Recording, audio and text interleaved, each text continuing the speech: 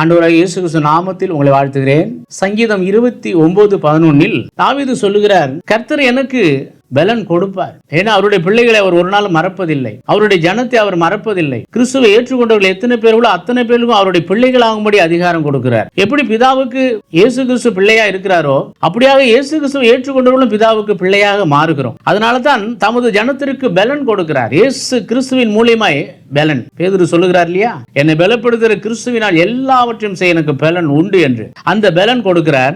கர்த்தர் தமது ஜனத்திற்கு சமாதானம் அருளுகிறார். அவருடைய பிள்ளைகளுக்கு அவர் சமாதானம் அருளாமல் இருப்பது எப்படி? ஒரு வீட்டுக்குள் பிரவேசிக்கும் போதே சமாதானத்தை கூறுங்கள் என்று சொல்லுகிறாரே, அப்புறம் நமக்கு சமாதானத்தை அவர் கொடுக்க மாட்டாரா? அவர்களை ஆசீர்வதிப்பார்.